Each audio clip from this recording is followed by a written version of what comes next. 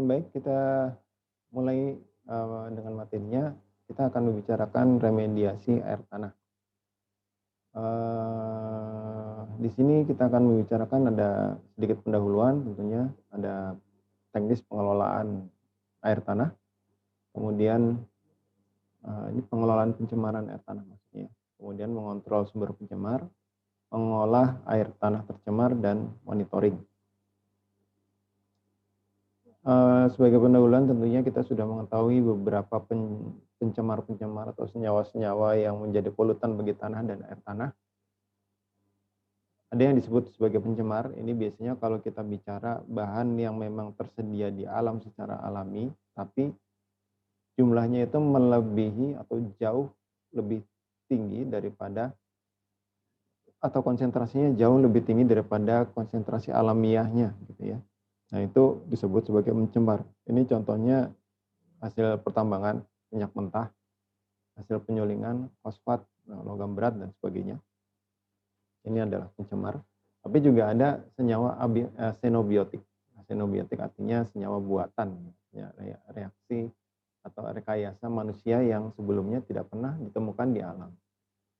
Ini contoh pestisida, herbisida, plastik, serat sintetis, dan lain sebagainya yang memang buatan manusia dan sulit diuraikan secara alami atau terdegradasi secara alami.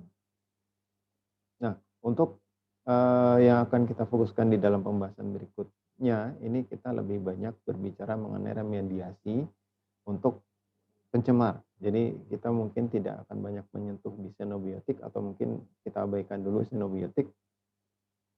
Ya, jadi kita fokus pada remediasi pencemar. Mungkin ini juga sudah disampaikan, upaya perbaikan ya. Remediasi itu adalah upaya perbaikan dan pemulihan kualitas lahan dan air yang tercemar. Sumber-sumber dari polutan ini banyak sekali. Jadi misalkan kita bicara ini ada tumpahan minyak seperti itu ya, di sini tumpahan minyak. Tapi ada juga sebetulnya sumber pencemar dari kejadian bencana alam atau dari vulkano atau gunung berapi. Ada dari pembakaran, ini tentunya banyak di udara, dan kalau di bencana alam gunung berapi itu biasanya juga sampai ke darat juga, bentuk padatan-padatan yang mengganggu atau ya mengganggu lahan, menutupi rumah dan sebagainya. Kemudian juga industri, pembakaran, kota-kota dan sebagainya. Ini bisa menjadi sumber-sumber polutan. Nah, ketika kita bicara polutan untuk tanah dan air tanah, umumnya yang sering dibahas itu baik dalam peraturan maupun di dalam praktek juga, itu adalah yang berhubungan dengan hidrokarbon biasanya, atau bahan-bahan yang memang disimpan di dalam tanah. Contohnya bahan kimia senyawa tertentu yang memang disimpan di dalam tangki bawah tanah, itu biasanya yang akan rentan menjadi penyebab pencemaran di dalam tanah, seperti itu. Nah, bagaimana strategi pengolahannya? Ini ada 3 tahapan. Yang pertama adalah dilakukan pengontrolan sumber pencemar. Ini mungkin ada metode-metode yang dilakukan untuk padatan. Di sini tentunya kalau kita bilang padatan di remediasi air tanah dan tanah, itu adalah tanah ya. Tanah itu padatan, itu bisa atau limbah ya, sorry. Ini pemindahan limbah ya. Jadi pertama sumber pencemarnya dulu dipindah gitu. Jadi ini artinya kalau misalkan kita bicara tanah yang tercemar, berarti pencemarnya itu apa? Katakan sampah, atau katakan ada ada hidrokarbon yang menumpuk seperti itu di dalam satu bidang atau lahan tanah gitu. Itu biasanya nanti harus dipindahkan gitu, bisa dipindahkan gitu ya. Yang kedua, kalau tidak bisa dipindahkan, diwadahi atau diisolasi seperti itu. Jadi containment. Dan kita membuat seperti cut off wall, nanti ada gambarannya. Kemudian kita juga bisa melakukan isolasi secara hidrolis. Nanti seperti apa kita akan lihat. Nah, kemudian ini adalah sumber pencemarnya. Jadi kalau sumber pencemarnya sudah dikendalikan, sudah dikontrol, kemudian kita akan meremediasi tanahnya dan air tanahnya. Ini khususnya kita akan bicara air tanahnya. Ini yang pertama metodenya dengan pemompaan dan pengolahan. Jadi air tanahnya nanti dipompa kemudian diolah. Kemudian solventing ini khususnya untuk tanah ya, untuk tanah di pada zone yang tidak masuk ke aquifer. Kemudian teknik air sparging ini nanti adalah untuk dia dalam aquifer. Kemudian teknik bioremediasi. Bioremediasi sendiri sebetulnya teknik yang istilah yang general, di mana ini sebetulnya beberapa ini ya metode-metode yang ada di atasnya ini sebetulnya bisa dilakukan sebagai metode bioremediasi dengan metode dengan teknik tertentu seperti itu. Oke, kemudian bioleaching untuk penyisian logam. Ini untuk bioleaching dan soil venting ini khususnya untuk tanah. Jadi mungkin kita tidak akan banyak singgung di sini. Kemudian ketika sudah dilakukan remediasi pengolahan tanah, pengolahan air tanah dan air tanah tercemar, maka kita membutuhkan monitoring. Monitoring ini sendiri sebetulnya bukan cuma di tahap implementasi ketika kita melaksanakan, tapi juga dalam tahapan perencanaan. Di mana dalam perencanaan kan kita perlu melakukan survei, ya, pengambilan sampel dan sebagainya untuk di lokasi pencemar, yang tercemar. Oke, selanjutnya untuk teknis pengelolaan remediasi tanah dan air tanah itu memang diarahkan untuk bioremediasi, metode biologis. Jadi metode-metode yang memanfaatkan mikroorganisme. Walaupun memang kalau kita sudah bicara air tanah itu kan posisinya jauh di dalam tanah. Itu bagaimana kita bisa meningkatkan aktivitas mikrobiologi di dalam tanah itu menjadi tantangan tersendiri. Sehingga kita perlu mendesain satu atau beberapa produk rekayasa yang akan bisa merekayasa apa yang dibutuhkan oleh mikroorganisme di dalam tanah apabila kita mengharapkan terjadi proses alami oleh mikrobiologi yang lebih cepat atau lebih terukur sebetulnya ya lebih terukur. Dan ini khususnya memang di sini dibahas mengenai produksi minyak bumi. Ini peraturan ini lebih banyak diproduksi minyak bumi. Ini saya kira juga sudah disampaikan di bagian remediasi tanah ya, ini sedikit pengolahan saja. Nah, kemudian tata cara pengolahannya dilakukan dengan berbagai metode baik aerobik maupun anaerobik. Ini khususnya untuk yang padatan dari tanahnya yang kita mengolah tanahnya. Kemudian ini ada tata cara pengolahan, ada sumber limbah, persyaratan limbah yang diolah. Jadi kalau kita mau mengolah limbah itu ada persyaratan dari persentase kandungan total petroleum hidrokarbon. Jadi kalau konsentrasinya kurang dari 15%, berarti dia bisa dilakukan remediasi secara biologi. Kalau lebih dari 15%, maka harus dilakukan pengolahan dan pemanfaatan terlebih dahulu untuk untuk ya kalau sudah lebih dari 15% kan ini berarti kandungan hidrokarbonnya kan cukup banyak. Jadi harus dimanfaatkan terlebih dahulu seperti itu. Kemudian harus dilakukan uji TCLP, ini uji toksisitas. Kemudian ini ada beberapa persyaratan. Ini memang persyaratan ini khususnya untuk kegiatan remediasi atau bioremediasi untuk tanah. Untuk air tanah nanti agak sedikit berbeda. Jadi ini secara peraturan untuk bioremediasi. Intinya sebetulnya bahwa kita diarahkan untuk pengelolaan itu secara bioremediasi. Nah, ini adalah beberapa analisis yang harus dilakukan ketika kita melakukan proses pengolahan. Ini ada analisis limbahnya itu sendiri dengan parameternya, ada TPH, ada BTEX, ada PAH, ada TCLP ya. Ini kemudian frekuensinya ada disebutkan di sini, teknik samplingnya juga ada disebutkan di sini, dan yang paling penting juga mungkin metode analisis, karena biasanya kalau kita bicara peraturan atau kita bicara standar, ini metode analisis ini tidak, yang diterima biasanya yang metode yang tertulis sesuai dengan di peraturan seperti itu.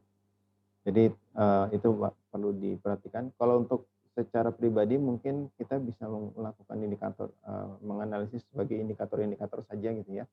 Mungkin metodenya tidak harus sama, tapi begitu kita melakukan kegiatan yang harus comply dengan peraturan atau dengan standar, maka sampai metode analisisnya juga harus disesuaikan. Ini adalah limbahnya. Kemudian juga sampel air tanahnya itu harus dianalisis. Itu dari sumur pantau. Nah, kalau air tanah biasanya yang diamati tidak semuanya ya. Biasanya diamati hanya pH, electrical conductivity, kemudian total petroleum hidrokarbon. Mungkin nanti ada tambahan lagi DO yang standarnya untuk kualitas air tanah ya, seperti itu.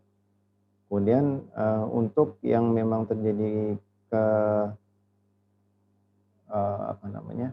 pencemarannya juga termasuk pencemaran tanah, maka harus dianalisis juga sampel tanahnya dan lindinya. Ini saya kira juga sudah pernah disampaikan di sebelum TS di bagian remediasi tanah. Kemudian ini tentunya setiap kali kita melakukan pengolahan harus ada kriteria ya, kriteria hasil akhir pengolahan, di mana kalau kriteria sudah tercapai berarti sudah cukup gitu proses bioremediasi. Jadi ini seperti biasa, ini berdasarkan peraturan. Nah, kemudian ini pengenanganan hasil olahan, artinya konsentrasi TPH khususnya ya, ini untuk tanah memang sebetulnya. Ini kalau masih lebih besar dari 2%, maka prosesnya dilanjutkan sampai memenuhi kriteria. Kalau berada antara 1-2% masuk ke landfill, dan kalau kurang dari 1% baru boleh ditempatkan kembali pada lahan atau dimanfaatkan. Dan kalau kita bicara tanah, tentunya nanti tanaman-tanaman yang bukan konsumsi ya, tanaman-tanaman yang tidak dikonsumsi oleh manusia. Oke, selanjutnya kita masuk ke bagaimana kita melakukan pengontrolan sumber pencemar. Kalau kita lihat tadi yang sebelumnya ya, ini ada yang saya skip ya. Tadi sebetulnya ada memindahkan limbah gitu ya. Tapi kalau ini ada di sini rupanya ya. Ini ada pemindahan limbah. Jadi, pemindahan limbah ini khususnya untuk yang sifatnya padat biasanya. Jadi limbahnya dipindah ke tempat pembuangan limbah yang aman. Sehingga nanti yang tersisa di lokasi itu tinggal dampak pencemarannya saja gitu. Jadi kita hanya mengelola atau meremediasi tanah yang tercemar. Ini kita bicara tanah di sini. Ini saya kira juga sudah disampaikan sebelum TS. Nah, untuk air tanah, ini ada namanya gambar ini ya. Nanti kita coba diskusikan sebentar. Kita melakukan pewadahan atau membuat konstruksi untuk mengkontain limbahnya gitu ya, atau pencemarnya. Namanya cut off wall, itu tujuannya mencegah perpindahan atau migrasi dari pencemar atau licat gitu ya. Nah, kemudian dilakukan dengan membuat dinding penghalang aliran air tanah yang ditanam hingga lapisan kedap air. Oke, mungkin kita coba diskusi sedikit di sini. Ini ada yang bisa memberikan pendapat ya. Ini apa yang Anda lihat dari gambar ini? Gambar gambar cut off wall. Mungkin juga ada yang pernah melihat bentuk cut off wall, bisa disampaikan. Boleh langsung menjawab atau boleh di chat room kalau ada yang mau berpendapat. Jadi menurut Anda gambar ini sudah disebutkan ya cut off wall ya. Tapi ini apa sih yang terjadi di sini sebetulnya?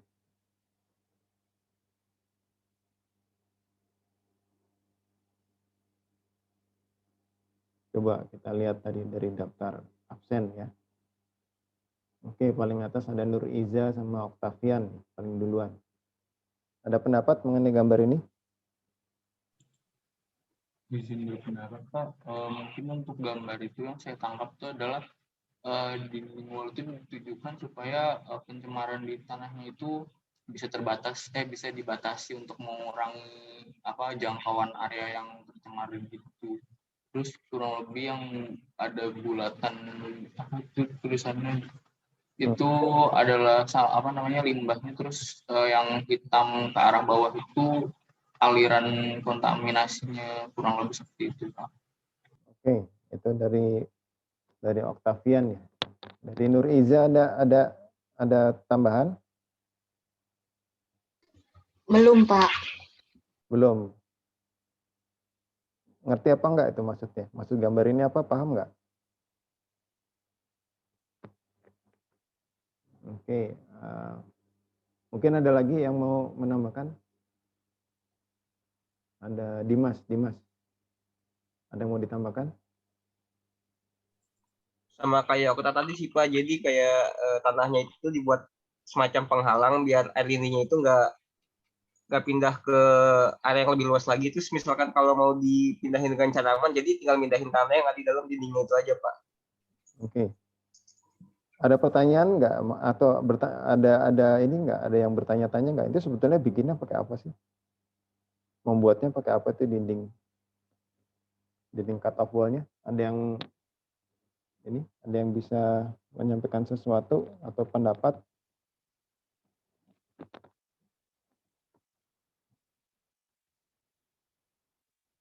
Andi gimana? Andi Gaisa. Menurut Anda gimana itu? Apa itu? Dindingnya dari apa itu bikin? Bagaimana cara membuat dindingnya?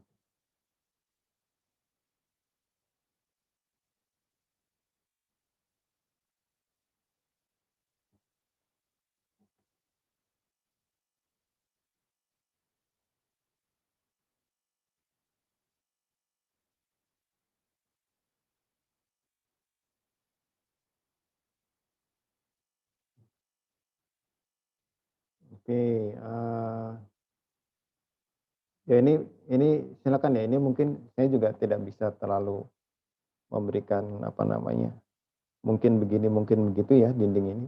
Memang di sini dituliskan adalah penutup dari tanah liat. Tapi apakah ini memang dibuat dari tanah liat semuanya? Ya, karena kalau dibahas di sini kan dengan membuat dinding penghalang aliran air tanah yang ditanam hingga lapisan kedap air. Nah ini kan sebetulnya kalau kita lihat ada beberapa metode ya, ada beberapa metode untuk membuat dinding pemisah seperti ini yang memang ditujukan untuk penghalang aliran air. Itu silakan nanti dicari ya informasinya. Mudah-mudahan nanti ya ketemu. Baik, ini mungkin hal yang menarik di sini atau yang terlihat gitu ya. Karena ini memang disebutkan sebagai cut off wall. Kita lihat di sini kalau ini kan garis asalnya slope dari muka air ya. Dan setelah diberikan cut off wall ini, maka di sini tidak ada slope. Artinya di sini memang tidak ada aliran gitu ya. Dan memang betul tadi bahwa semua kontaminan nanti akan terjebak atau terwadahi di sini. Tidak keluar dari atau tidak mengalir secara bebas di aquifer. Baik, kita lanjutkan. Berikutnya adalah isolasi secara hidrolis ya. Nah, ini memang dituliskan di sini ya. Silakan dibaca sendiri prinsipnya. Kemudian dia efektif untuk aliran untuk kontaminan yang larut air. Ini kita coba lihat di sini kan ada gambar A, B, C, D dan D ya. Mungkin kita coba diskusikan sedikit di sini. Ada Adinda, gambar A itu gambar apa kira-kira? Adinda Rizky Virginia.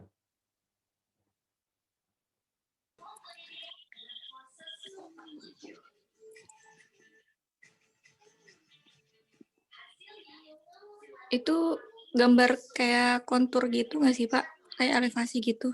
Ya. Atau gimana? Ya, itu kontur. Oh iya, Pak. Kontur ya, betul kontur. Nah, pertanyaannya kontur apa Yasmina? Yasmina dia Ulhak. Kontur apa itu kira-kira?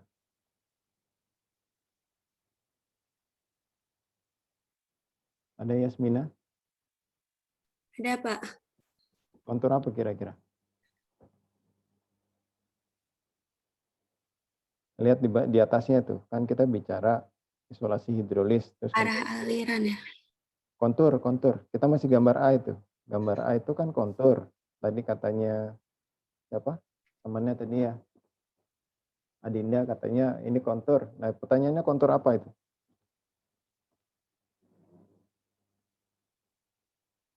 Ada yang lain bisa membantu mungkin?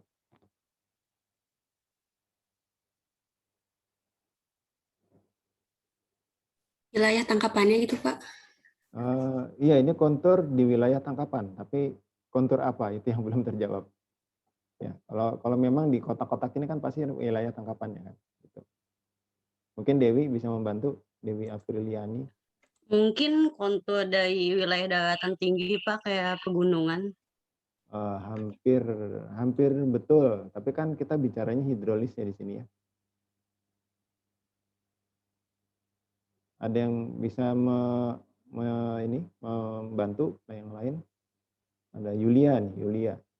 Adik Yulia. Menurut Iya, Anda kontur apa ini?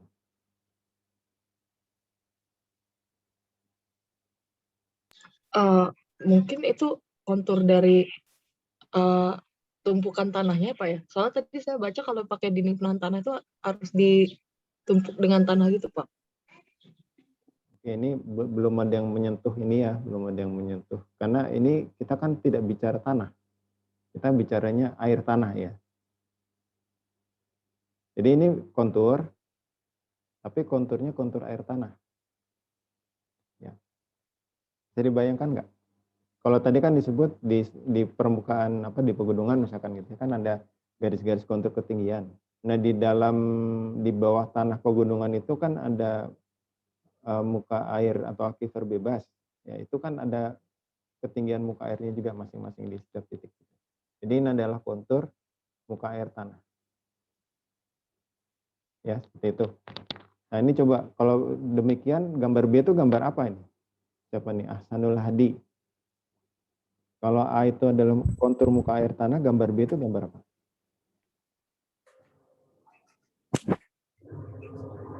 Ya, Pak.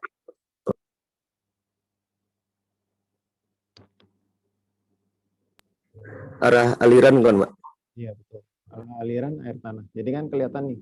Ini dari sini paling tinggi ke rendah. Ini arah alirannya begini. Jadi A itu adalah gambar konturnya, B itu gambar gambar arah aliran. Nah, kita lihat yang gambar C ya. Gambar C itu gambar apa itu kira-kira?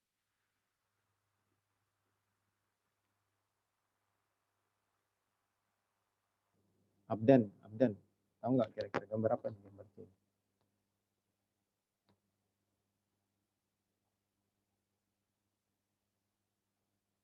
Abdan, ada Abdan?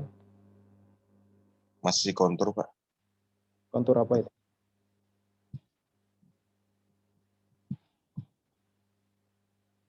Ya, masih kontur tapi kontur apa? Menurut Anda?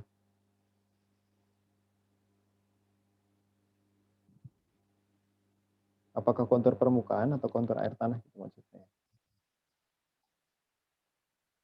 Bingung? Permukaan sepertinya. Permukaan? Enggak benar. Yang betul air tanah. Jadi ini sebetulnya gambar A dan gambar B itu adalah menunjukkan kontur air tanah dan arah aliran ketika normal gitu ya. Ketika normal, kalau misalkan secara natural kita punya di satu lereng, konturnya kontur dari lerengnya, kontur tanahnya maksudnya ya, itu kira-kira dari tinggi ke rendah, kemudian air tanahnya juga secara natural pasti dari tinggi ke rendah, sehingga ada aliran lurus seperti itu ya. Jadi ini kan searah kontur. Nah, yang B ini, yang C ini adalah sebetulnya kontur yang sudah dimodifikasi. Dimana kelihatan modifikasinya ini kan sama nih 400 di sini ya. Di sini sama sekitar 360. Tapi coba lihat di tengah ini. Di tengah ini 360 juga. Sementara seharusnya kan di sini 380 gitu ya. Nah, kalau ini adalah kontur air tanah yang sudah dimodifikasi, ini apa ini? Yang D ini apa? Gilman, bisa nggak menjawab ini apa kira-kira yang D? Gilman atau Fitri Dewi. Fitri Dewi atau Fitri Devi? Devi ya?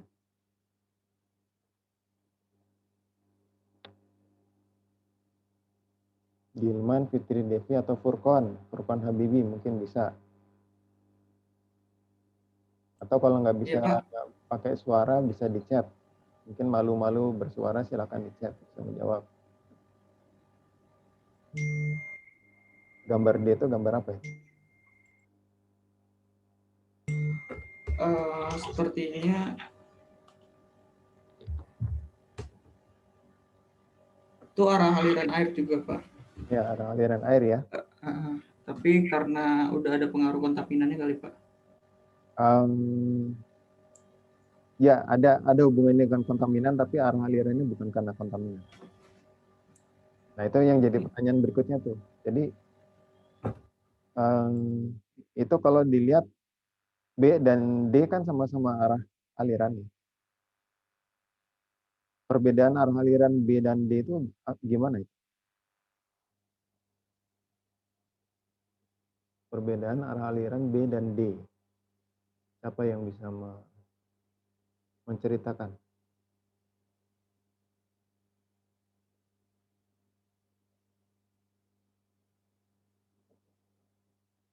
Tadi Furqan, tadi terus Gita mungkin. Ada Gita Milenia, Fani Aulia, Putri Agustina, ada perempuan semua ya.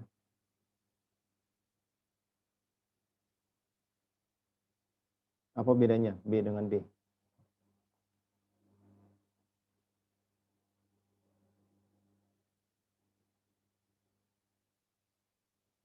Coba ya, ini untuk membantu ya. Nanti silakan Anda menjawab di chat. Ini kita sepakati dulu, ini pojok kiri bawah, ini pojok kanan bawah. Ya. Kemudian ini tengah, ini pojok kiri atas, ini pojok kanan bawah. Sorry. Ini kanan atas, ini kanan bawah, ini kiri bawah, ini kiri atas, ini tengah, gitu ya. Saya tunjukkan di sudut kiri bawah, ini kursor saya kelihatan ya. Kalau ada air dari sini, mengalirnya kemana?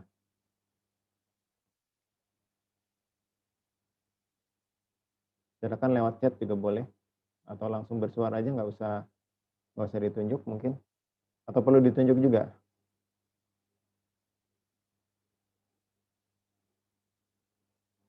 Kalau ditunjuk saya panggil Filipus ya, Filipus Gianus. Air dari sini keluarnya kemana? Mengalirnya kemana? Dari kiri bawah. Ke Ikutin panah aja. kiri bawah ya, Pak. Dari kiri bawah. Oh, ke kanan atas. Kanan atas ya. Jadi mengalirnya ke sini ya. Kanan. Ini di gambar B. Sekarang coba saya panggil yang lain. Ya, dari kiri bawah ke kanan atas. Saya panggil yang lain. Ada Raihan Arkan ada. Lihat di gambar D. Kalau air di pojok kiri bawah gambar D, larinya kemana airnya itu? Ke titik B, Pak. Tengah ya? Tengah. Kok bisa? Pertanyaannya kok bisa gitu ya? Mungkin di sana ada semacam lubang gitu, Pak. Lubang. Bisa sih, tapi kan ini di dalam tanah ya, di dalam tanah. Oh. Maksudnya ada lubang lagi.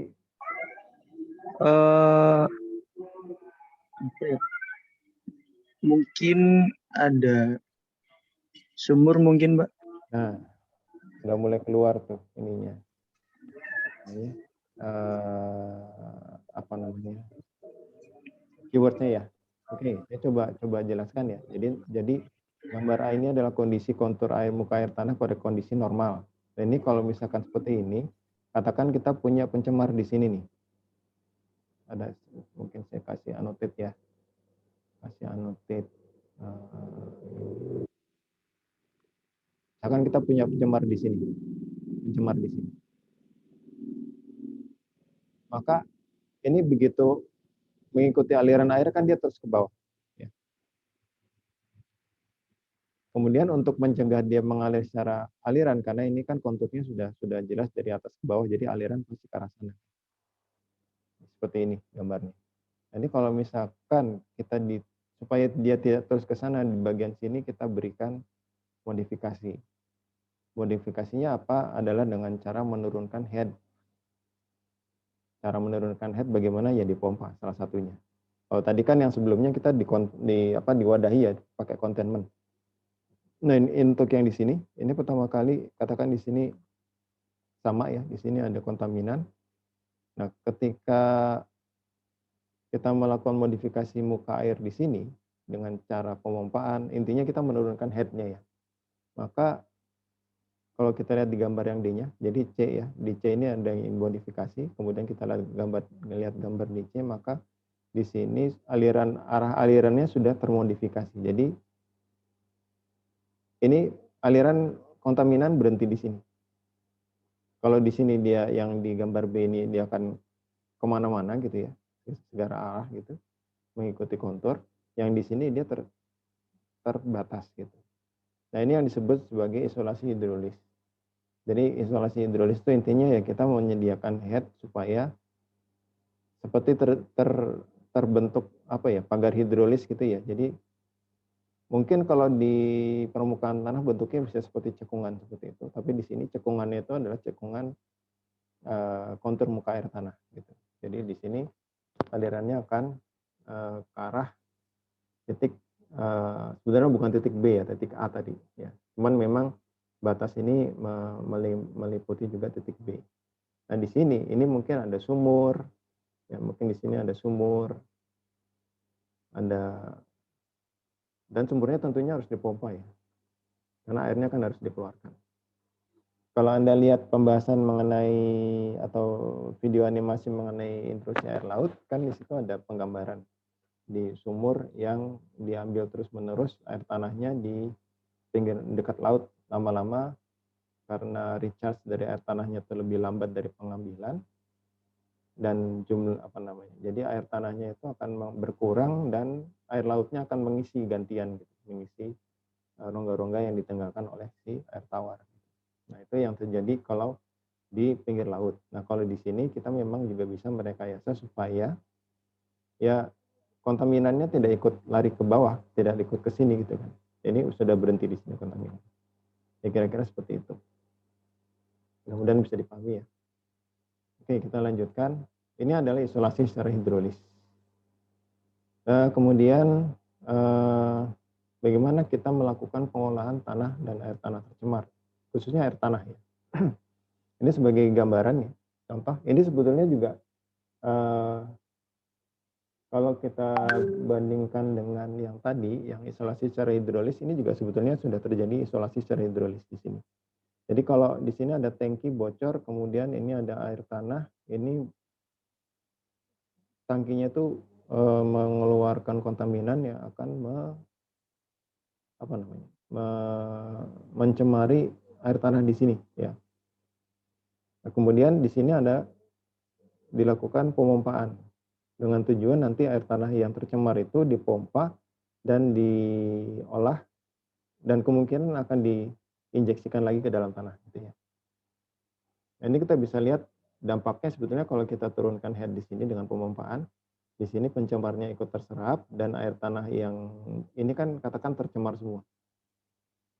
Dengan demikian pencemaran itu enggak lari ke pencemaran itu tidak lari ke atau tidak berdampak ke mana-mana. Jadi aliran dari sini berhenti di sumur. Bahkan yang di sini pun sebagian akan kembali ke sini. Ya, jadi air tanah yang baik di hulu maupun di hilirnya itu tidak terdampak atau tidak tercemar dari kontaminan yang sudah terlanjur keluar ke dalam aquifer seperti itu. Jadi ada sumur intersepsi. Tadi itu di isolasi itu juga, isolasi hidrolis juga kita bisa menggunakan sumur intersepsi. Seperti itu. Nah, ini dalam proses pemompaan, pengolahan ini akan terjadi fenomena yang mungkin bisa diukur ya. Jadi ada penyisian kontaminan yang relatif cepat ini di dalam air tanah. Jadi karena disedot terus-menerus, kontaminan itu akan bisa terambil dengan lebih cepat dan itu akan terdeteksi di air yang dipompa. Jadi air yang dipompa dari sumber intersepsi kemudian kan ditampung biasanya. Itu kalau diukur konsentrasi kontaminannya akan sangat tinggi. Dan kemudian terjadi juga penurunan konsentrasi yang cenderung konstan akibat proses penyisian kontaminan melalui proses desorpsi dan difusi. Bentar. Ini daerah tangkapan. Jadi pada tanah yang telah lama terkontaminasi, kontaminan telah tersorpsi ke dalam bagian butiran atau partikel tanah, kemudian akan terdesorpsi ke dalam tanah, air tanah mengikuti aliran air tanah. Jadi tanahnya itu akan mengalami penyisian secara konstan atau cenderung karena air tanahnya dipompa dan kontaminannya diambil gitu ya di sini. Jadi seperti itu. Nah, bagaimana teknik pengolahannya? Jadi air tanahnya itu setelah diambil kan dia harus diolah. Sebelum mungkin rencananya nanti akan diinjeksikan kembali gitu ya. Nah, itu teknik pengolahannya akan tergantung dari senyawanya senyawa apa.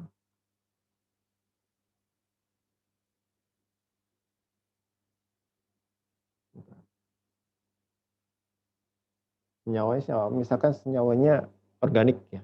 Kalau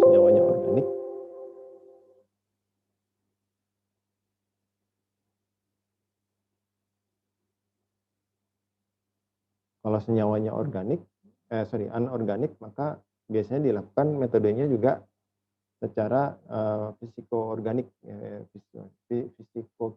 fisikokemis, kemofisik ya biasanya ya. Jadi kimia fisika gitu. Misalkan menggunakan pH, mengatur pH, menggunakan clarifier, menggunakan filtrasi, exchange ion, sorpsi, kemudian reverse osmosis, elektrodialisis seperti itu. Dan ini sebetulnya kalau kita bicara air yang terkontaminasi itu kan sama aja air limbah sebetulnya ya. Jadi apa yang Anda pelajari di pengolahan air limbah maupun pengolahan air bersih itu sebagian juga mungkin bisa diaplikasikan untuk pengolahan air tanah yang tercemar. Nah, kemudian kalau misalkan kontaminannya organik, ini kita masih bisa menggunakan metode yang juga memanfaatkan. Jadi kita bisa menggunakan metode yang juga memanfaatkan aktivitas mikrobiologi. Ya, jadi ini ada beberapa metode, ada air stripping untuk yang memiliki volatilitas tinggi, kemudian sorpsi dengan karbon aktif. Jadi si kontaminannya itu diserap oleh karbon aktif. Kemudian pengolahan biologis untuk kontaminan dengan konsentrasi tinggi dan tentunya harus biodegradable. Kemudian bisa juga dengan oksidator kuat, misalkan ozon atau dengan sinar ultraviolet. Seperti itu. Oke, selanjutnya kita masuk. Nah, ini ada gambar menarik nih. Ini metode yang paling mungkin penggambaran metode yang cukup sederhana ya. Ini namanya air sparging. Oke, penjelasannya bisa dibaca di sini ya. Saya kira bisa sambil dibaca. Kita coba sambil diskusi. Ini intinya adalah kita ini aquifer ya, aquifer. Jadi ini di bawah air. Kemudian kita menginjeksikan udara. Nah, ini gambaran seperti ini ada yang tahu nggak? Mungkin pernah menemukan yang mirip-mirip di dunia nyata dan di dunia hobi gitu. Ada nggak yang bisa ini?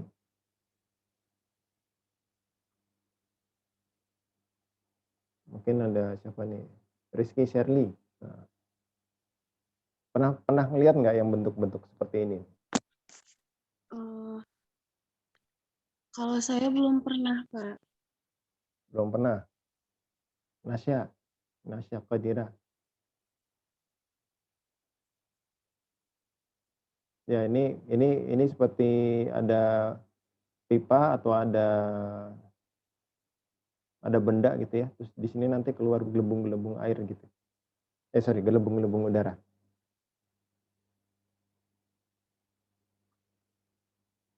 Ada Nasya?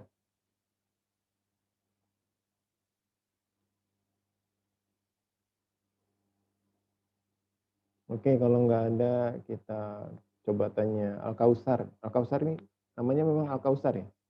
Iya Pak, Al-Kautsar. Kayak nama surat di kitab suci aja nih. Ada, pernah lihat bentuk yang seperti ini? Terpikir apa gitu? Kalau apa ya, terpikir saya tuh lupa apa namanya, pernah lihat di internet kayak gitu, yang pipa muncul keluar dari permukaan gitu. Pipa muncul keluar dari permukaan. Ini kan agak beda. Ini pipanya malah masuk, bukan muncul. Oh iya, Kayak yang lain. itu apa ya, saya nggak tahu juga Pak, belum pernah sepertinya kayak gitu. Ya, Azizah Sofiatunisa. Sama Pak, baru lihat yang ada di bawah. Biasanya kan cuma yang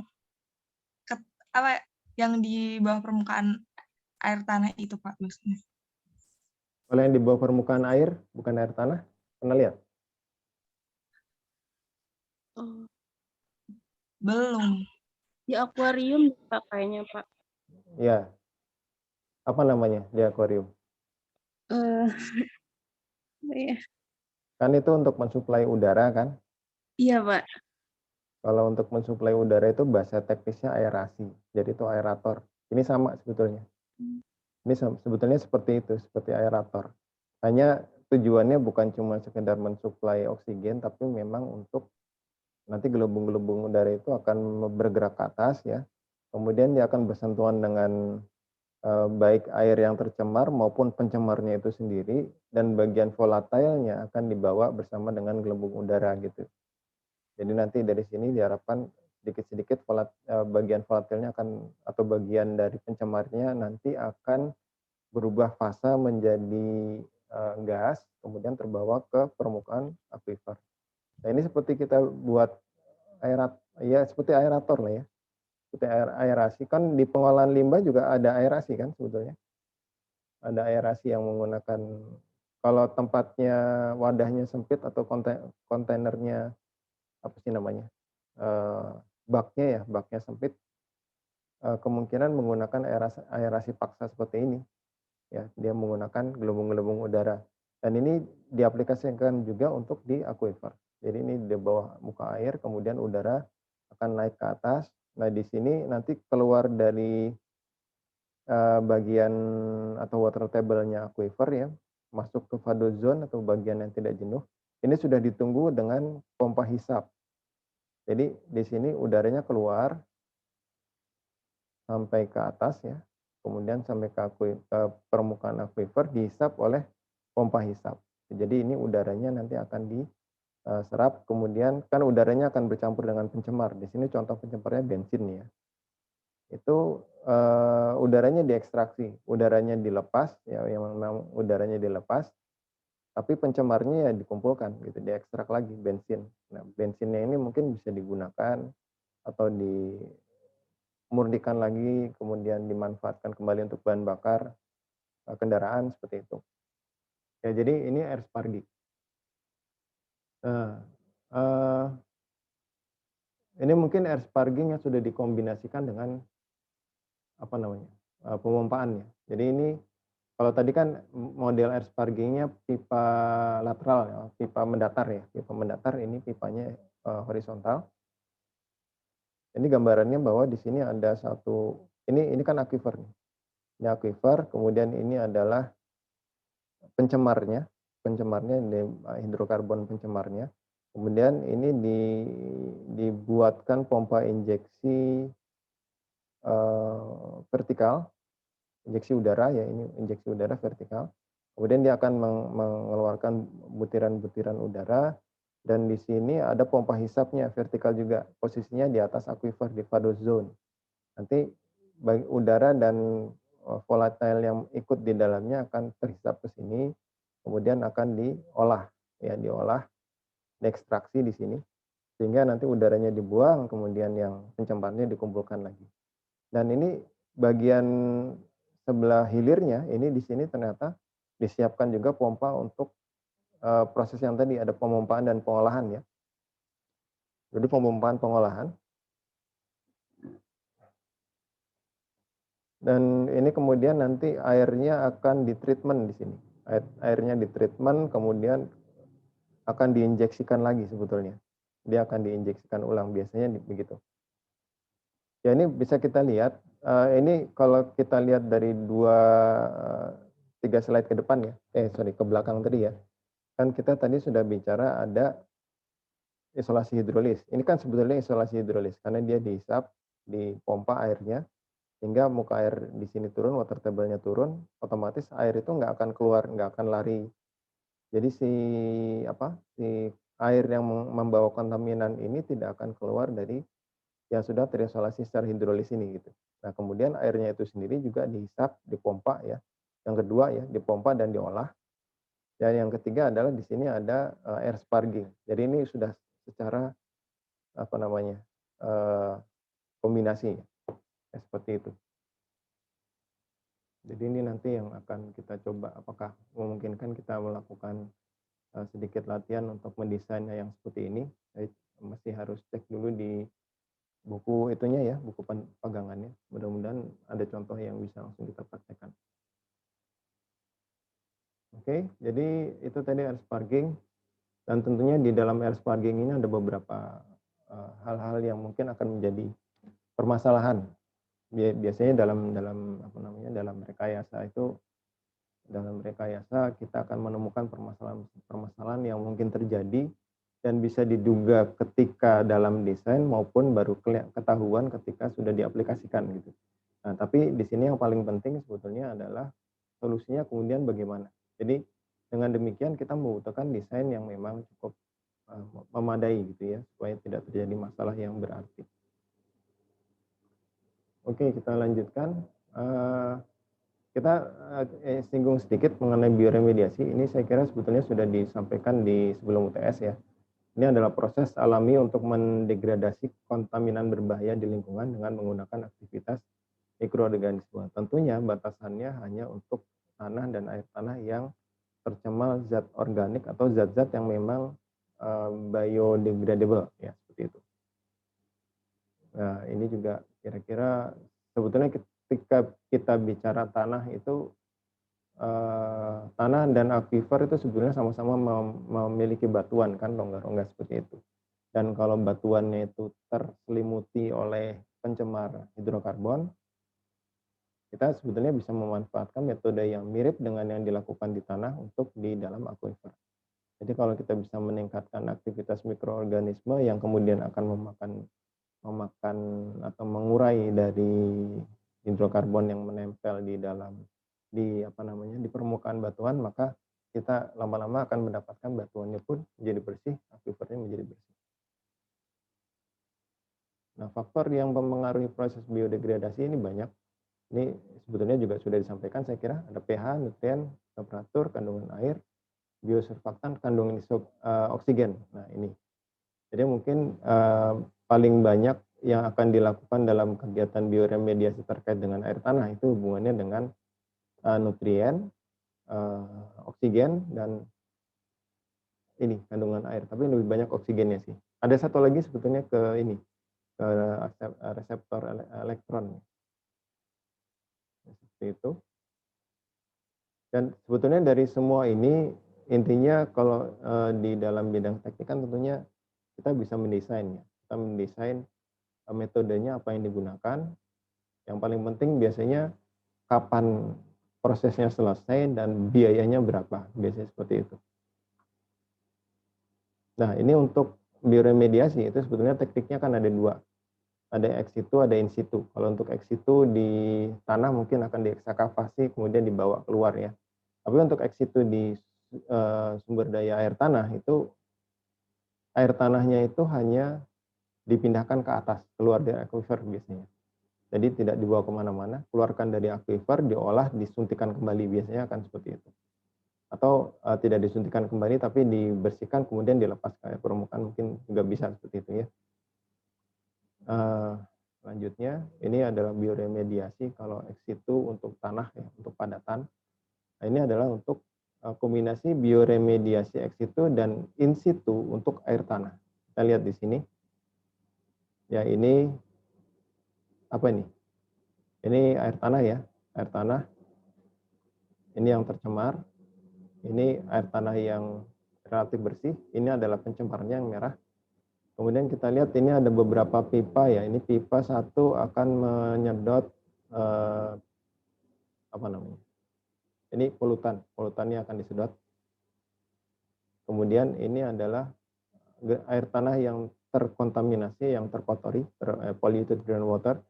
Ini akan disedot, kemudian diolah. Jadi karena kalau yang di sini kan hanya polutan ya, hanya polutan yang diambil, mungkin juga ditreatment, dimurnikan lagi, kemudian digunakan ulang. Nah, tapi untuk yang air tanah ini sudah jelas campuran antara polutan dengan air kan gitu. Jadi disedot, kemudian dimasukkan ke bioreaktor, diproses. Dan dalam bioreaktor inilah terjadi proses-proses mungkin biokimia ya, jadi yang gabungan biasanya antara proses fisik, kimia, dan biologi sekaligus. Dan setelah dari bioreaktor, air yang bersih itu diinjeksikan kembali ke air tanah. Jadi di bagian hilirnya ini sudah mendapatkan air yang lebih bersih. Lebih bersih itu dalam artian dia sudah mengandung oksigennya cukup, kemudian nutriennya cukup. Karena kenapa nutrien harus ada nutriennya? Karena kita mengharapkan pembersihan yang lebih lanjut itu dilakukan oleh mikrobiologi seperti itu.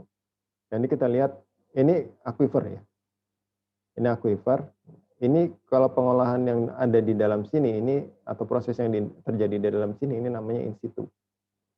Ya, in situ. Jadi ini karena airnya sudah diberikan. Jadi airnya sudah diproses, kemudian dimasukkan oksigen, nutrisi, dan bakteria yang acclimated itu apa ya, sudah dikondisikan lah ya, seperti itu. Jadi di sini nanti selanjutnya adalah terjadi proses bioremediasi secara in situ. Nah, ketika dia diambil, dikeluarkan dari aquifer, kemudian diproses di permukaan tanah, ini namanya ex situ. Jadi site-nya atau situnya itu adalah di aquifer. Sementara kalau tanah kan situnya, site-nya itu adalah memang di lokasi tempat terjadinya pencemaran kan di permukaan. Jadi ketika disebutkan sebagai ex situ, maka artinya tanah itu dibawa keluar. Itu perbedaan in situ dan ex situ untuk tanah dan air tanah. Jadi ini biasanya proses yang untuk pemurnian air tanah ini antara menyuntikkan apa namanya gelembung udara tadi atau pemompaan gitu, nggak jauh-jauh dari dua metode itu atau gabungannya seperti itu. Oke, ini kemudian keunggulan dari dan kelemahan teknik bioremediasi mungkin yang paling penting ini ya, ada rendahnya biaya investasi karena kebanyakan prosesnya akan dilakukan oleh mikrobiologi. Kita tidak perlu banyak, kita hanya mensuplai apa yang dibutuhkan supaya prosesnya itu bisa berjalan dengan lebih cepat dan lebih masif gitu. Jadi mikrobanya lebih banyak gitu ya. Kemudian masing-masing itu tidak kehabisan makanan gitu. Jadi itu yang harus dilakukan. Kemudian kalau di pengolahan secara bioremediasi itu yang terjadi adalah pemecahan atau transformasi dari senyawa. Jadi dia relatif permanen gitu karena senyawanya sudah berubah. Sementara kalau misalkan kita lakukan bukan dengan bioremediasi, misalkan dengan filtering kan limbahnya masih ada gitu. Atau dengan sorpsi gitu ya, itu limbahnya juga tersorpsi, dia cuma pindah aja, pindah ke dalam karbon aktif katakan seperti itu. Jadi belum berubah gitu ya. Nah, tapi kalau bioremediasi ini siap-siap aja waktunya biasanya lama. Waktunya lama dan tidak semua senyawa bisa diolah, hanya khusus untuk senyawa yang biodegradable. Oke, berikutnya ini faktor-faktor yang menjadi pertimbangan dalam penentuan alternatif pengolahan. Nanti silakan dibaca ya. Jadi di sini mungkin muncul beberapa nama-nama, ada biosparging, ada bioventing, groundwater circulation, ada in situ bioreactor. Kemudian ini bioventing. Nah, bioventing ini kalau kita lihat tadi metode air sparging ya. Nah, bioventing itu yang pipa injeksi udaranya nggak ada gitu. Jadi dia hanya menghisap saja dari daerah yang tidak jenuh di dalam tanah di tempat terjadinya pencemaran. Ya, jadi ini memang nanti yang terhisap ya memang bagian yang volatile saja gitu. Bagian yang memang bisa berubah menjadi gas. Kemudian nanti dikumpulkan dan dipurifikasi. Seperti itu. Ya, kira-kira seperti itu ya. Kemudian biosparging. Biosparging ini saya sendiri agak kurang paham detail perbedaan antara sparging dengan air sparging dengan biosparging. Tapi kalau nggak salah sih yang dimasukkan itu metode yang ini atau yang lain ya. Jadi dia tidak sekedar memasukkan udara, tapi memang dimasukkan bahan-bahan yang lain yang dibutuhkan oleh mikroorganisme untuk melakukan proses bioremediasi, ya, proses biologik untuk mengubah senyawa-senyawa kontaminan menjadi senyawa yang tidak berbahaya. Tapi kalau dari sistemnya ini kelihatannya tidak beda dengan yang tadi disajikan di dari air sparging ya. Jadi ada pompa injeksi gelembung udara, kemudian ada pompa untuk menghisap udara, dan di sini terjadi treatment plan untuk udara yang dihisap dari dalam tanah.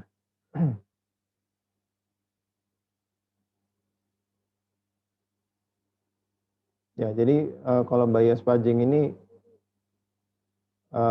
fokus dalam aerasinya cukup kuat ya. Jadi bukan sekedar mengirimkan gelembung-gelembung udara, tapi juga mentargetkan aerasi di dalam air tanahnya itu sendiri, supaya ya bakteri-bakteri yang di dalamnya itu tidak kehabisan oksigen, jadi bisa melakukan proses degradasi dari senyawa-senyawa pencemar.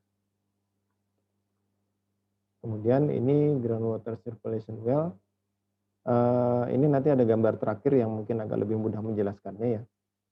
Ini saya skip dulu, nanti silakan bisa dibaca lagi, atau untuk lebih jelasnya mungkin Anda bisa mencari referensi di internet maupun di perpustakaan seperti itu. Ini bioslurping. Kalau tadi soil venting itu hanya di atas di atas water table ya, di bagian yang tidak jenuh. Kalau bioslurping ini memang dia menghisap kontaminan yang sifatnya DNAPL, LNAPL, light NaPL. Light NaPL artinya NaPL yang berat dirinya lebih kecil dari air, dan kemudian dia akan mengambang di permukaan aquifer, dan disitulah kita pasang pompa hisap ya, seperti itu. Nah, ini nanti kemudian dihisap dan dilakukan pengolahan ya, seperti itu. Ini bioslurping. Kemudian ini hydraulic cycle. Hydraulic cycle ini yang disuntikkan itu adalah air ya.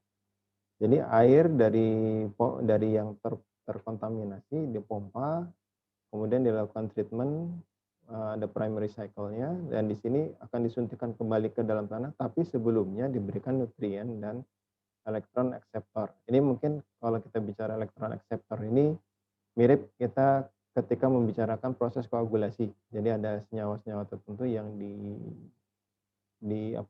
dibubuhkan atau diinputkan gitu ya, sehingga nanti akan membentuk senyawa yang lebih mudah ditangani. Kalau case-nya koagulasi kan kemudian dia membentuk vlog padatan-padatan ya.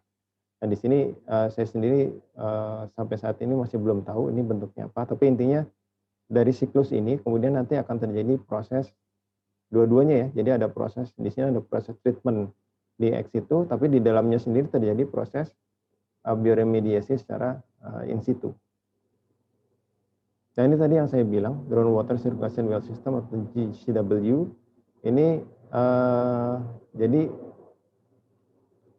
ini kan ada batas ya, di sini ada pembatas. Kemudian ini ada apa nih? Ada air keluar dari sini, ini ada air masuk. Jadi pipa yang di tengah ini akan menghisap air dari bagian bawah.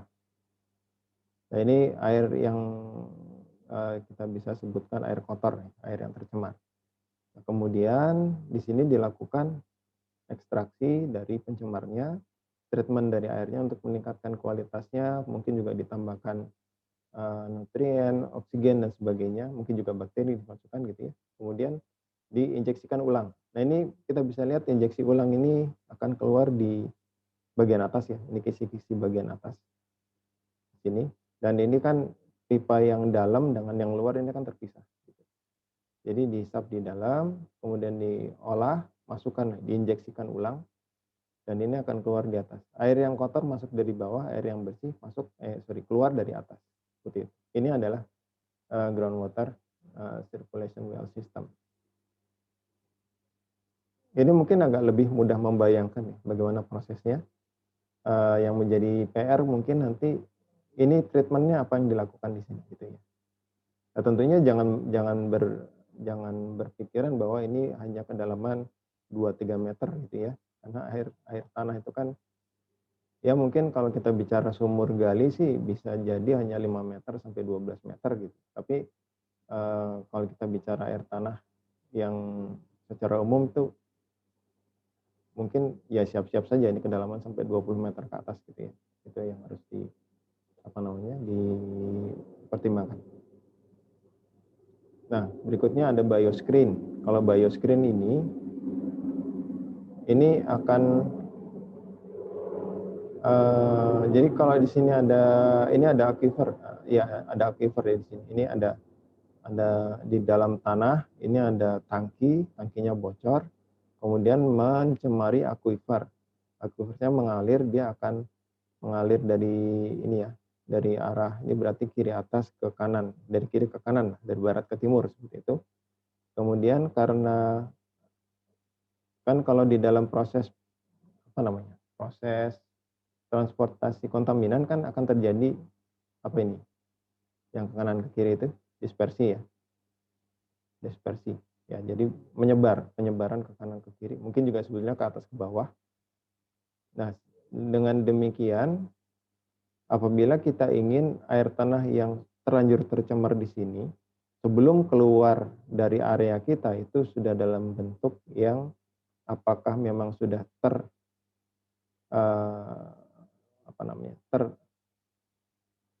tertreatment atau teratasi atau sudah diperbaiki kualitas airnya, atau dia nanti begitu keluar dalam kondisi dia akan bisa mengalami proses remediasi secara otomatis gitu.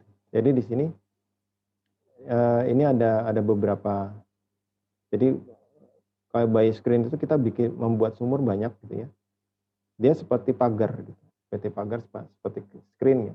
Nanti si sumur itu pada sumur tersebut akan diinjeksikan bahan-bahan yang dibutuhkan untuk supaya terjadi proses bioremediasi yang lebih cepat, gitu, kurang lebih gitu. Jadi di sini bioscreen ya, setelah diberikan bioscreen, air yang tercemar yang membawa kontaminan begitu lewat, harapannya keluar dari sini dia sudah mengalami proses degradasi atau sudah membawa bahan-bahan yang cukup untuk proses degradasi yang lebih cepat. Jadi seperti itu. Harapannya nanti untuk waktu yang tidak lama dia akan air tersebut akan bersih dengan sendirinya. Kira-kira seperti itu. Di sini sebutnya purified groundwater, tapi saya sendiri belum pernah mengalami ya. Apakah memang bisa dalam waktu yang cukup singkat ya. Walaupun aliran air tanah itu kan sangat lambat ya, tapi apakah memang cukup efektif untuk itu, saya belum tahu juga, karena belum pernah melakukan desain atau pengamatan secara langsung di sini. Tapi metode ini ada, metode untuk bioscreen. Oke, saya kira ini metode yang terakhir tadi, bioscreen. Mungkin ada yang mau ditanyakan dulu di sini atau mau ditambahkan?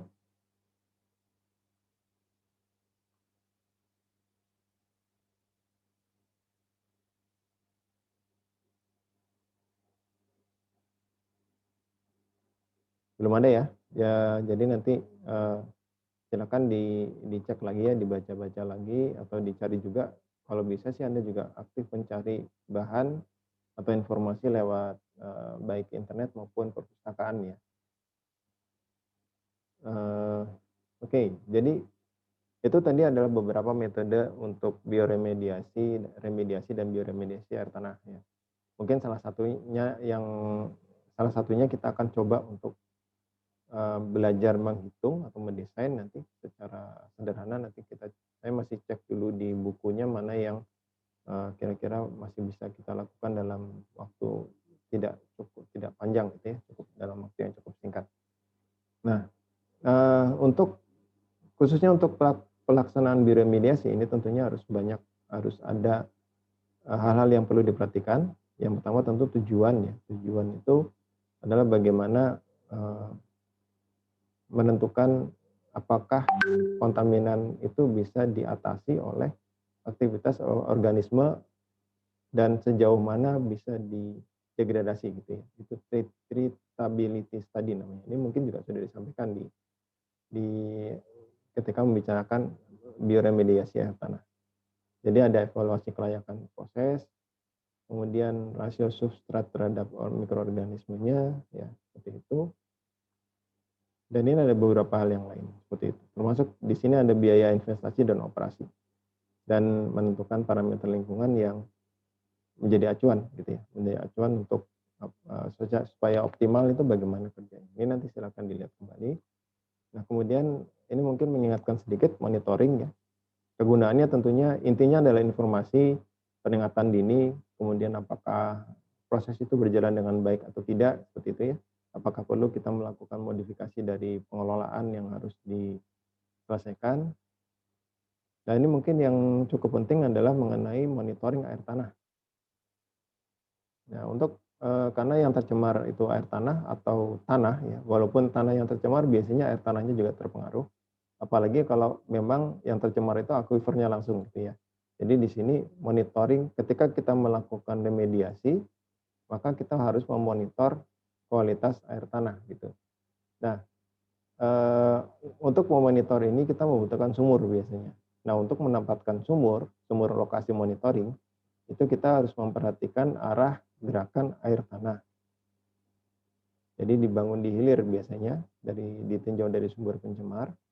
Kemudian harus dilihat dispersi transversal, jadi penyebaran secara horizontal ke kiri dan ke kanan, ya seperti itu. Yang dispersi yang tegak lurus dari arah aliran, jadi menyebar ke samping dari arah aliran. Kemudian bagaimana karakteristik tanah atau aquifer, ini khususnya yang berhubungan dengan konduktivitas hidrolis. Atau di bahasa lain mungkin ada yang menyebutkan sebagai permeabilitas. Ini saya kira Anda juga sudah mempelajari ini. Harusnya sih mungkin di mekanika tanah, dan di sini juga kita sudah pernah singgung ya saya kira. Kemudian lokasi penting. Nah lokasi penting ini maksudnya kalau dari suatu tanah itu, jadi kalau misalkan satu aquifer itu tercemar gitu ya, kan mungkin kalau misalkan tidak ada kepentingan untuk bahwa air di situ harus bisa dikembalikan kualitasnya, kan mungkin kita juga kehilangan motivasi untuk melakukan remediasi kan gitu. Nah, tapi kalau misalkan lokasi tersebut digunakan untuk konsumsi warga misalkan, untuk sebagai sumber air minum atau sumber air pertanian yang tanaman-tanaman spesifik yang sangat rentan terhadap penurunan kualitas air misalkan ya, nah, itu akan menjadi lokasi-lokasi penting yang harus dimonitor kondisi kualitas air tanahnya. Kemudian tentunya harus tempat yang aksesibel. Tidak bisa kita memilih lokasi monitoring itu yang tidak aksesibel. Dan ini saya kira walaupun tidak terjadi kontaminasi, kalau untuk keperluan keperluan sumur pantau, saya kira ini juga perlu bisa diaplikasikan ya, bisa diaplikasikan di mana saja kalau kaitannya dengan memonitor kualitas air tanah. Kemudian tentunya sumur monitoring itu harus dikonstruksi, ya ada aturannya. Saya kira mungkin di sini disebutkan beberapa standar untuk konstruksi sumur monitoring, tetapi saya kira untuk yang terupdate bisa juga nanti dicek apakah ada SNI atau peraturan misalkan dari Permen PUPR, misalkan seperti itu ya, biasanya kan gitu. Yang berhubungan dengan ini mungkin ada PUPR, ada KLHK, mungkin 2 itu kali ya. Atau mungkin pertambangan juga saya kira. ESDM, mungkin ada juga di situ standarnya. Tapi saya juga kurang tahu sampai ke sana. Tapi intinya pembuatan sumur ini tentunya harus standar ya. Dan biasanya harus dibuat beberapa sumber monitoring. Kemudian bagaimana cara sampling tanah? Ya, sampling tanahnya itu bisa sampling, bisa juga diukur langsung. Kalau kita punya peralatan yang memang bisa mengukur langsung, mungkin tidak perlu disampling. Tapi biasanya sih untuk keperluan laporan standar itu selalu ada sampling, bahkan harus dianalisis dengan metode yang sudah tersertifikasi atau oleh lab yang sudah tersertifikasi seperti itu. Tapi intinya untuk di sini yang diamati biasanya adalah daya hantar listrik atau electroconductivity bahasa Inggrisnya, kemudian keasaman dan oksigen terlarut. Ya kalau mau ditambahkan bisa ditambahkan kalau sudah jelas di situ pencemarnya adalah hidrokarbon, maka mungkin bisa kita tambahkan TPH di sini. Hanya kalau TPH kan kita harus lakukan di lab, nggak bisa di lapangan.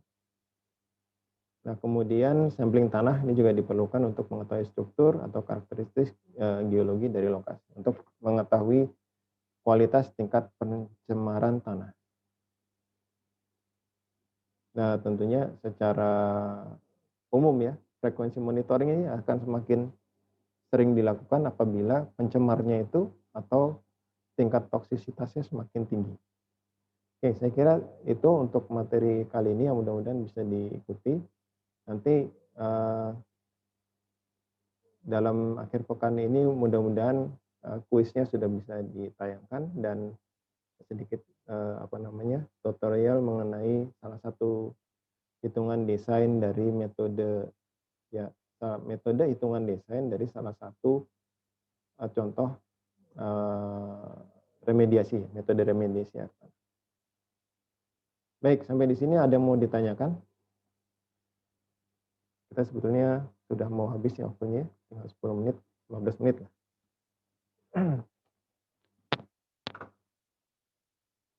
Ada yang mau ditanyakan sampai di sini?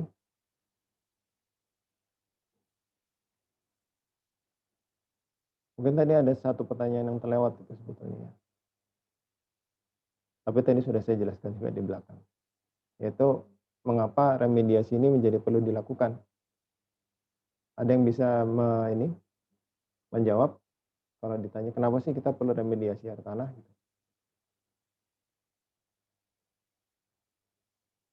Tadi saya lihat ada enggak? Oke. Saya coba undang Dwi Yoga nih. Bisa menyimpulkan atau menyampaikan kenapa sih kita perlu remediasi air tanah? Iya Pak.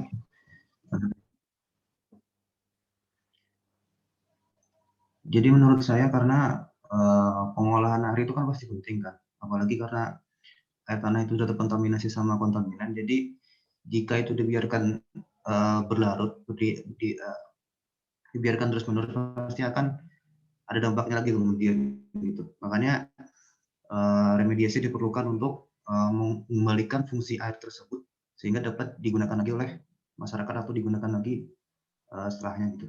Oke, jadi intinya begitu ya, betul seperti itu. Jadi kita dibutuhkan remediasi itu dibutuhkan karena memang airnya mau dipakai gitu kan. Airnya mau dipakai apakah untuk kebutuhan masyarakat, kebutuhan pertanian, industri dan sebagainya. Dan kalau kondisi airnya itu dalam kondisi yang tidak layak untuk digunakan, ya dampaknya ke kesehatan atau kerugian dalam proses misalkan proses industri kan ada juga yang membutuhkan kondisi air yang cukup baik gitu ya, itu akan menerima dampak. Jadi kita perlu melakukan remediasi apabila air tanahnya memang mengalami pencemaran. Tapi di sisi lain juga sebetulnya ada peraturan juga. Jadi kalaupun kita tidak bicara atau tidak lihat langsung bahwa air yang tercemar di satu titik, katakan kita punya perusahaan penambangan atau punya pom bensin gitu ya, yang tangki groundwater underground underground container atau underground tanknya bocor gitu ya. Itu kalaupun kita tidak melihat air tanah di situ akan digunakan orang lain pun, sebetulnya secara peraturan pasti akan dituntut untuk mengatasi itu. Jadi ada dua hal saya kira, yang pertama tentunya karena akan digunakan, yang kedua karena memang peraturannya begitu, harus diikuti gitu ya, harus siapa yang mengotori ya harus membersihkan. Saya kira seperti itu. Mungkin demikian untuk pertemuan kali ini. Silakan nanti ditunggu kuisnya dan tutorialnya, mudah-mudahan dalam minggu ini bisa kita tayangkan. Dan minggu depan kita akan masuk ke perkuliahan terakhir, nanti topiknya sedikit saja mengenai mungkin perhitungan yang berhubungan dengan salah satu contoh desain water treatment, ground water treatment, remediasi air tanah ya, dan mungkin sedikit diskusi mengenai persiapan ujian akhir semester. Saya kira demikian dari saya. Terima kasih. Assalamualaikum warahmatullahi wabarakatuh. Selamat siang.